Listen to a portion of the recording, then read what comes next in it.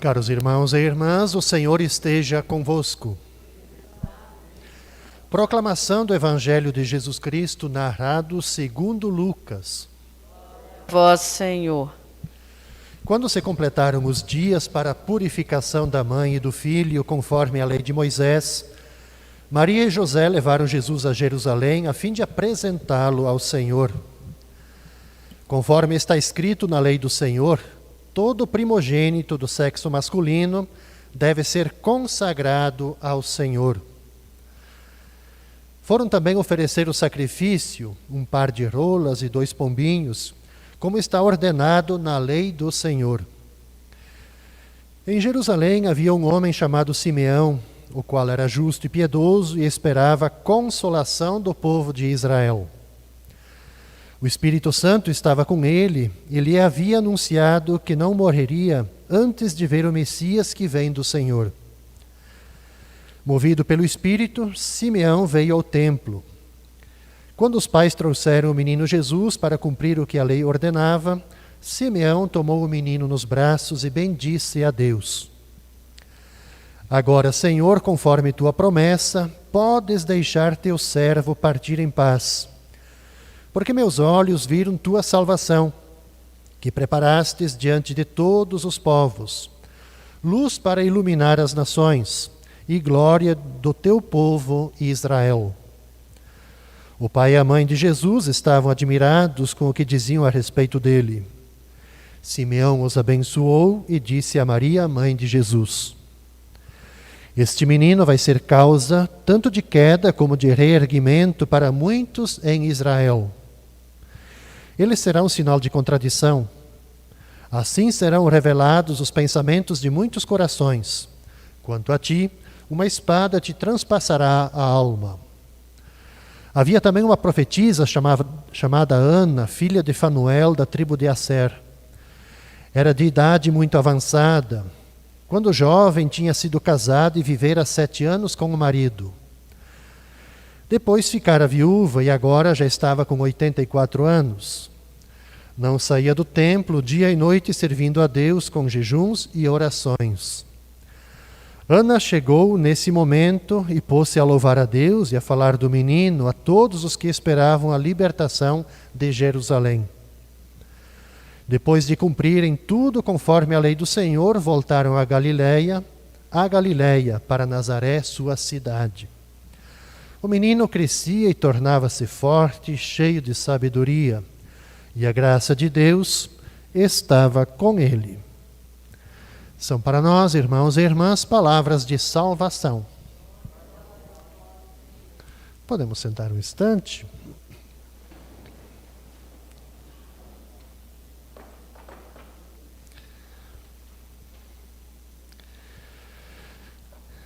Caros irmãos e irmãs, hoje, nesse 2 de fevereiro, no dia que assim, celebramos a apresentação do Senhor no templo, mas também junto com a apresentação nós celebramos assim, festas que são a mesma festa, na verdade, que são conhecidas por outros nomes.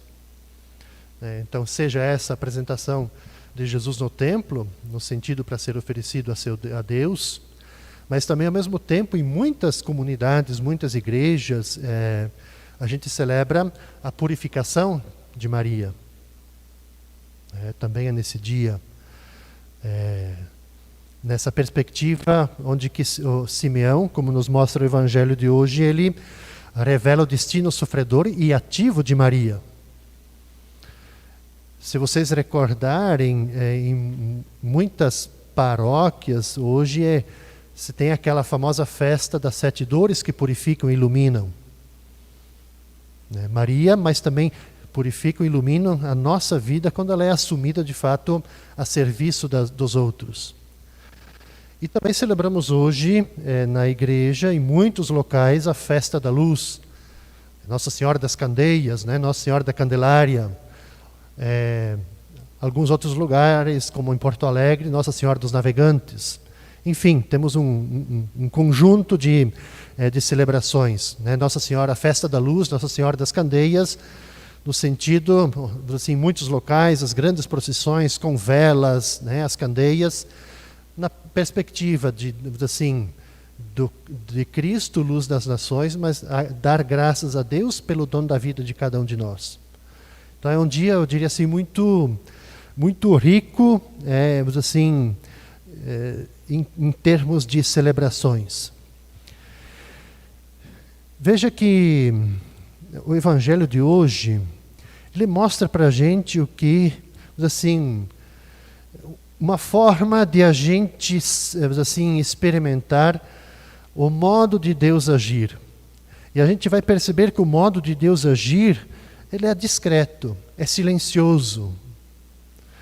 E que ele vai, assim, se deixando encontrar exatamente no cotidiano e nas histórias bem simples da vida. E é o que mostra para nós hoje o relato da apresentação de Jesus no templo. Porque esse relato ele está cheio assim, de coisas cotidianas. E mostra exatamente a simplicidade, né? Uma marca da simplicidade e também dos olhares contemplativos que se fazem presentes. E é interessante porque, ao mesmo tempo que hoje a gente celebra a apresentação de Jesus no templo, para cumprir o ritual dos judeus, porque Jesus era judeu, né? É interessante porque nós vamos hoje celebrar a festa de uma criança, mas eu vou falar hoje sobre os idosos. Viu, Nancy? A Nancy, ela disse para mim antes, eu vou revelar isso, Nancy, ela disse que recebeu 2 bengalas de presente. Tu reserva uma para mim, viu, Nancy? Exatamente, sinal que ela vai andar muitos anos ainda aqui na comunidade Santo Antônio. Que bom. Veja que, falando nisso, porque as figuras que são apresentadas hoje aqui, com exceção do menino Jesus, são pessoas idosas. O Evangelho vai narrando isso. Idade avançada, 84 anos, assim por diante. Todas as pessoas que estão aqui são pessoas, assim, idosas. E aí o nascimento de Jesus parece despertar algo nessas pessoas. Assim, se pegarmos Zacarias, assim, a história dele que põe em dúvida a promessa de Deus. Se nós pegarmos Isabel, que está no Evangelho, quer dizer, aquela que concebe na velhice. José, aquele que não compreende muito bem as coisas, aquilo que está acontecendo, mas mesmo não compreendendo, ele confia. Confia na palavra de Deus. Simeão, que também está aqui hoje, quer dizer, é o homem que vai envelhecendo com aquela esperança de antes dele morrer, ele vai conseguir ver o Messias. E a outra figurinha que nós temos hoje aqui importante é Ana, que é a profetisa. Aquela que assim, vai dar graças ao Senhor e proclama a todas as pessoas, de modo especial as que estão no templo, o nascimento do Messias. Então nós podemos nos perguntar hoje, à luz dessa festa que nós celebramos, por que de fato tantos idosos estão presentes no nascimento de Jesus e na apresentação de Jesus no templo? Por que isso? Talvez primeiro, antes de dizer porquê, eu diria assim, infelizmente a gente não vive um tempo favorável aos idosos, né? Muitas vezes considerados pela sociedade, assim, no aspecto produtivo, aquelas pessoas que não conseguem produzir e por isso muitas vezes são pensados assim, tem que ser descartados, porque não tem nada a oferecer para a sociedade. Agora, no entanto, se nós olharmos assim com bastante profundidade o Evangelho de hoje, o que nós vamos perceber? Que todos eles são testemunhas da esperança da vinda do Messias. São testemunhas das promessas do Espírito. São aquelas pessoas que são as testemunhas do futuro e do novo que está por vir. São as testemunhas da fé. São essas pessoas. Então são aquelas assim que mantêm viva a memória do povo, a memória de uma comunidade.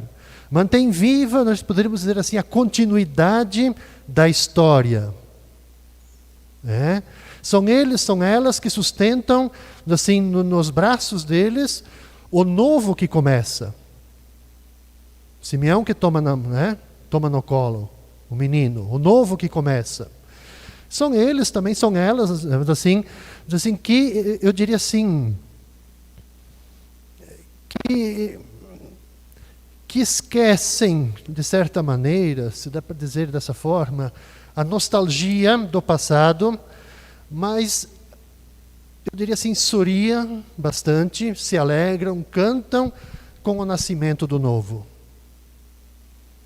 Então são aquelas pessoas que às vezes, como mostra que o Evangelho, já bastante limitados, são capazes de ver e reconhecer as surpresas e também as maravilhas de Deus. Esse é o grande sentido. Simeão, se nós olharmos, é o ancião, como eu falava há pouco, que soube esperar, pacientemente. Recebeu aquela promessa de que ele não iria morrer sem ver o Messias. E hoje, exatamente no Evangelho, o que nós temos?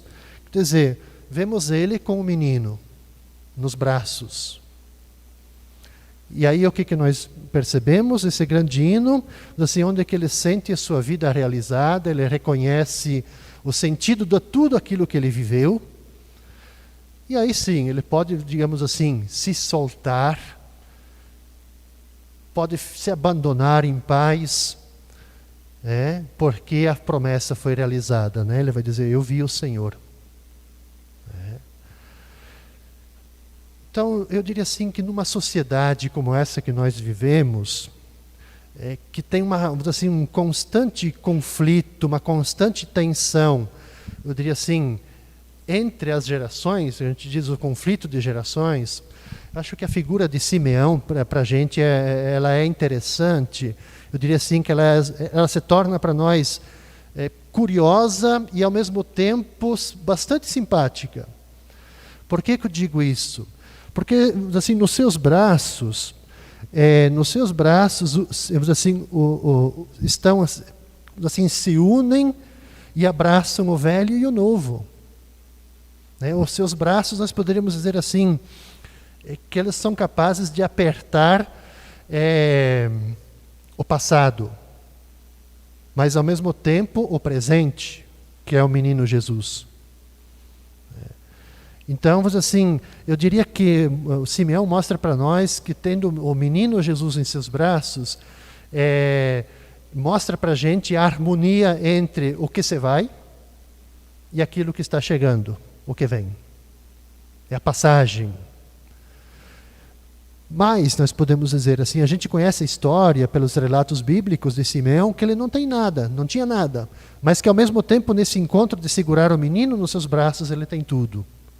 Tem a promessa, assim, que alimentou toda a sua vida. Nós podemos nos imaginar nós, e guardando uma promessa dessa, vida toda. Imagina, quem sabe, a angústia porque passou esse Simeão, para chegar lá e dizer assim, aqui eu vi o Senhor, agora posso descansar. Então, vamos dizer assim, é o grande sinal da esperança.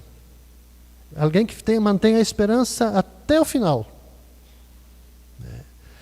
Então, eu diria assim que nós também somos convidados a gente fixar o nosso olhar na figura de Simeão. Mas eu não queria deixar também de passar sem a gente olhar para a figura de Ana, que se faz aqui presente no relato final do Evangelho de hoje. Figura de Ana, a profetisa. Quer dizer, ela pode nos ensinar exatamente, pelo testemunho que ela dá aqui, de nós também sermos, de fato, sermos profetas, sermos profetisas. Eu diria assim, numa perspectiva assim, da vida, dos buscadores de vida, no mundo tão desafiante como que é o nosso atualmente, onde que muitas vezes a gente acaba se sentindo pequeno, se sentindo incapaz, se sentindo impotentes, nos sentindo pobres. Mas ao mesmo tempo ela nos mostra o quê? Que nós também somos ao mesmo tempo afortunados, nós somos livres, nós somos discípulas e discípulos de Jesus, daquele que sabe quem nós somos e que por isso ele então elege a gente, cada um de nós, para caminhar com ele. Então a Ana, no jeito dela, a atitude dela que está aqui, mostra exatamente uma presença. Não grita, passa tempos em silêncio, a sua vida tem, assim, não tem não tem uma relevância social nem religiosa, mas ela tem um nome que é muito significativo. Ana. O Ana que vem do verbo Hanan, do hebraico, que significa aquela que é agraciada, aquela que é, assim, favorecida. Esse é o nome, assim, o sentido dela. Agraciada, favorecida. Então, caros irmãos e irmãs, a liturgia de hoje, eu diria assim, é uma ocasião muito importante para nós, uma ocasião bem privilegiada para a gente, assim, para nós nos recordarmos, para a gente guardar mesmo no nosso coração, assim, que a velhice, olhando para esses exemplos do Evangelho de hoje, a velhice é uma etapa da vida, que tem suas limitações, que tem seus problemas, mas as grandes possibilidades. O Evangelho mostra para a gente as grandes possibilidades. A gente não pode, claro, esconder, não pode negar, assim, o desgaste, os problemas que o passar dos anos traz para a gente. Mas, ao mesmo tempo, o Evangelho quer mostrar para nós o quê? Que a gente se inspirando em Simeão, nos inspirando em Ana, nós de fato somos motivados, cada um de nós, assim, a não esquecer que a velhice é a etapa que oferece para a gente essa grande possibilidade de coroar a vida. O exemplo do Evangelho hoje é isso. Todos eles foram coroados no final. Simeão, Ana, cada um foram coroados com a vida. O Papa Francisco, numa homilia que ele fez, se não me falha a memória, em 2019, ele disse assim, que a pessoa idosa, ela pode viver com mais sabedoria e sensatez. Para relativizar, inclusive, ele dizia assim, o jeitinho do Papa, com bastante humor, ele dizia assim, com bastante humor, muitas coisas que antes nós assim dávamos uma importância grande, que roubavam o nosso sono. Ele dizia assim, que a ancianidade é tempo para a gente recordar, quer dizer, aquilo que é o essencial, aquilo que é a centralidade da vida da gente. É o tempo para a gente, assim, para quietude, ele dizia, é o tempo para contemplação, é o tempo para a gente viver mais devagar, para viver sem pressa, né, Nancy? Devagar, pimpianeto, como se diz, né? Devagar, Mas assim, é o tempo de a gente se encontrar consigo mesmo com mais profundidade. Esse é o tempo. Quer dizer, é o tempo de a gente, eu diria assim, de a gente desfrutar de maneira mais tranquila, de uma maneira assim mais sossegada, cada experiência, cada pessoa, cada encontro com as pessoas, cada encontro que a gente faz com Deus. O Evangelho ele nos mostra, assim, esse itinerário. Que possamos então nos espelhar nessas pessoas, nesses idosos que foram nos apresentados hoje, no dia da apresentação do Senhor no templo. Zacarias, Isabel, José, o Simeão, a Ana, cada um é um exemplo para a gente. Que eles nos ajudem, que Deus nos ajude. Assim seja.